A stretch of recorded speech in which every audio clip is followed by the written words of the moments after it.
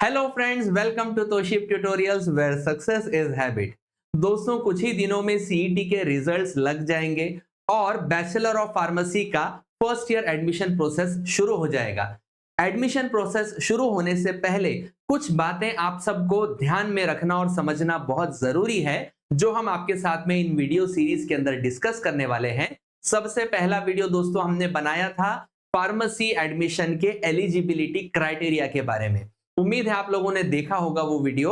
अगर आप उस वीडियो को देख चुके हैं तो जरूर इस वीडियो को आज हमारे साथ में फॉलो करिएगा, जिसमें हम आपको बताने वाले हैं कि इंस्टीट्यूट्स के अंदर फर्स्ट ईयर एडमिशन के सीट्स का एलोकेशन, उसका जो मैट्रिक्स होता है वो कैसे डिस्ट्रीब्यूटेड होता है। बहुत ही आसान तरीके से आपको बताया जाएगा, सो दैट आप लोग जब एडमिशन के लिए अप्लाई करो तो बिना कंफ्यूजन के अच्छे कॉलेज में आप एडमिशन कंफर्म कर सको। दोस्तों, इसी तरह से हमारे इन वीडियोस को देखते रहिएगा, हमारे चैनल को फॉलो करिए, सब्सक्राइब करिए, हमारे इस वीडियो को लाइक करके हमें मोटिवेट करिएगा।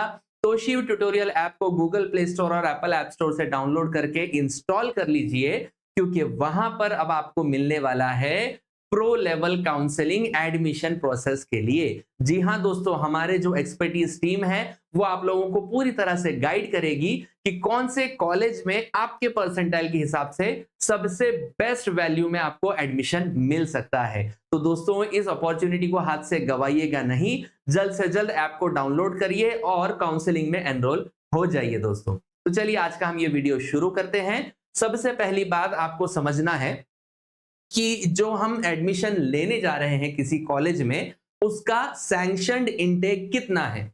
ये पता करने के बाद दोस्तों आगे की बात मैं आपको अभी बताने वाला हूं कि इस सैंक्शनड इनटेक का ब्रेकअप किस तरह से किया जाता है। तो दोस्तों, सबसे पहली बात आपको ये पता होगा कि ये जो आपके सैंक्शनड इनटेक के सीट्स होते हैं किसी भी इंस्टीट्यूट में, चाहे वो 60 का इनटेक हो, 120 सीट्स का इनटेक हो, 180 सीट्स का इनटेक, कुछ भी हो सकता है।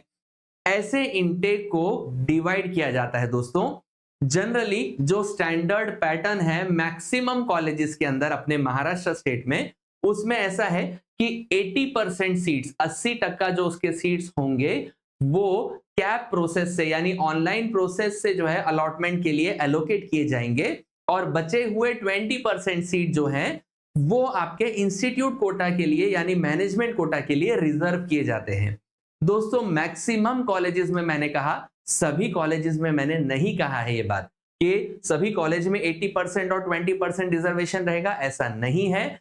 मोस्टली जो गवर्नमेंट कॉलेजेस होते हैं, गवर्नमेंट एडेड कॉलेजेस होते हैं, और कुछ इंस्टीट्यूट्स ऐसे हैं जो यूनिवर्सिटी को एफिलिएटेड है, उन कॉलेजेस ने 100% तक भी कोटा रखा हुआ है कैप अलॉटमेंट के लिए। मतलब ऐसे कॉलेजेस के अंदर इंस्टीट्यूट लेवल कोटा बिल्कुल भी नहीं रहता। जो सैंक्शनड इनटेक दिया गया है वो पूरा का पूरा इनटेक जो होगा सैंक्शनड इनटेक, वो कैप अलॉटमेंट के लिए ही आपके प्रोसेस में रखा जाएगा। तो दोस्तों, आपको ये बात पहले समझ में आ गई। मानकर चलिए अब मैं आपको बताता हूं एग्जांपल। इसमें किसी इंस्टीट्यूट में 60 सीट्स का इनटेक है, सैंक्शन इनटेक, जनरली यही इनटेक रहता है। कहीं कहीं पर 30 का भी इनटेक देखा गया, कहीं पर 120 इनटेक भी होता है फार्मेसी के लिए। हम जनरल आइडियल वैल्यू पकड़ के चलते हैं 60%।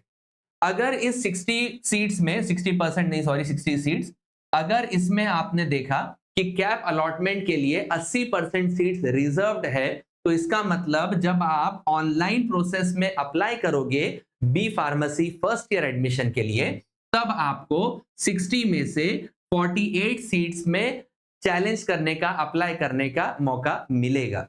और इस कॉलेज के जो बचे हुए 20% यानी 12 सीट्स है वो इंस्टीट्यूट कोटा के लिए रहेंगे। मतलब जब आपके कैप प्रोसेस के चारों राउंड्स खत्म हो जाएंगे दोस्तों, उसके बाद में ये 12 सीट्स का सौदा होगा। ठीक है दोस्तों, यहां पर भी मेरिट लिस्ट लगती है, इंस्टीट्यूट जो है अपने लेवल पे बनाते हैं। उसके बाद में जो भी उनको एडिशनल फीस का डिमांड करना होता है वो भी सब लोग रखते हैं, वो सब चीजें इधर जाती है। हमको इस चक्कर में नहीं पड़ना है, हमें जो है सिर्फ और सिर्फ कैप सीट्स के ऊपर फोकस करना है। तो आपको समझ में आ गया सैंक्शनड इनटेक कितना है, 60 का है। अगर 80% रिजर्वेशन रहेगा उस इंस्टीट्यूट का कैप प्रोसेस के लिए, तो 48 सीट्स को आप चैलेंज कर सकते हो, और बाकी के जो 20% सीट होंगे वो इंस्टीट्यूट कोटा के लिए यानी मैनेजमेंट कोटा के लिए रिजर्व किए जाएंगे। ठीक है दोस्तों, अगर किसी इंस्टीट्यूट में 60 की जगह 80 की जगह 90% रिजर्वेशन रहा तो क्या होगा? देखिए यहां पर मैं आपको बताता हूं, 60 सीट्स का सैंक्शन इनटेक है बराबर। अब इसको जो है हम क्या बोल रहे हैं, 90% जो है इसका क्या है, रिजर्वेशन है। तो 90% रिजर्वेशन के हिसाब से आपको 54 सीट्स कैप में मिलेंगी अप्लाई करने के लिए, और बचे हुए जो 6 सीट्स हैं वो इंस्टीट्यूट कोटा में चले जाएंगे। आई होप आपको ये समझ में आ रहा है। तो हर कॉलेज में मिनिमम 80% सीट्स जो है ये कैप प्रोसेस के लिए होते ही है, और जितना यहां पर आपका कैप का परसेंटेज बढ़ेगा उतना आपके इंस्टीट्यूट कोटा का जो परसेंटेज वो कम होते जाता है।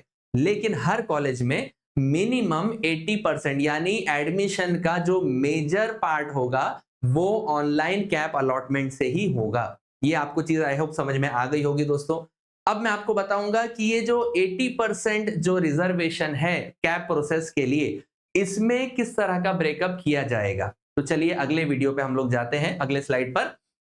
अगर आपके पास में 80% या 100% जो भी है आपके कैप अलॉटमेंट प्रोसेस के लिए यानी online merit wise allotment process के लिए अगर सीट्स रखे गए हैं दोस्तों, तो इसमें से 80 से लेकर 80 से लेकर 85% जो सीट्स होते हैं वो होम स्टेट कैंडिडेट्स के लिए होते हैं। यानी यहां पर हम बात कर रहे हैं हमारे महाराष्ट्र स्टेट कैंडिडेट्स, वो स्टूडेंट्स जिनका 12th स्टैंडर्ड महाराष्ट्र के अंदर ही हुआ है किसी रिकॉग्नाइज्ड इंस्टीट्यूट से, वो बच्चों के लिए कैप प्रोसेस के कैप अलॉटमेंट के 80 से 85% सीट्स जो है रिजर्व रहेंगे। ये परसेंटेज भी हर इंस्टीट्यूट के हिसाब से थोड़ा वेरिएबल होता है, लेकिन 80% ये मिनिमम क्राइटेरिया है, 85% मैक्सिमम क्राइटेरिया है महाराष्ट्र स्टेट्स कैंडिडेट्स के लिए। ठीक है दोस्तों, तो जो बचा हुआ 15 से 20% यानी 20 से 15% का जो बचा हुआ प्रोपोर्शन है कैप अलॉटमेंट का, दोस्तों मैं किसकी बात कर रहा हूं यहां पर, वापस आपको मैं बताता हूं।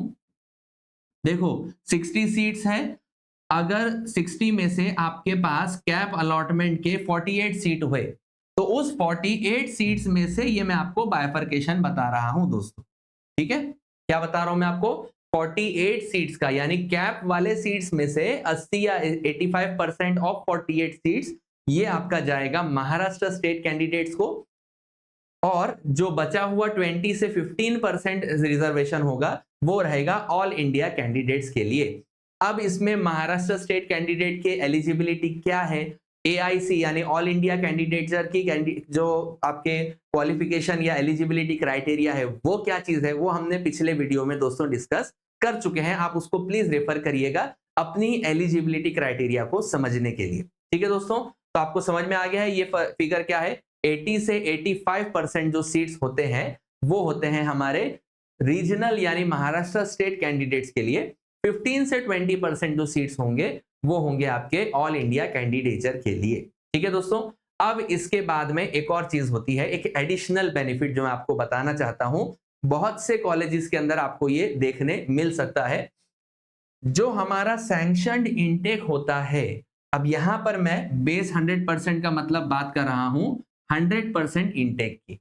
60 का इनटेक है सैंक्शन, चाहे उसमें से आपने 80% कैप कोटा के लिए रिजर्वेशन देखा होगा, 20% इंस्टीट्यूट कोटा, या फिर पूरा ही 100% कैप कोटा के लिए होगा, जैसा भी हो, जो सैंक्शन इनटेक का जो काउंट होता है दोस्तों, इसके ऊपर एडिशनल सीट्स होते हैं। वो होता है ट्यूशन फी वेवर स्कीम, जिसको हम TFWS के नाम से जानते हैं।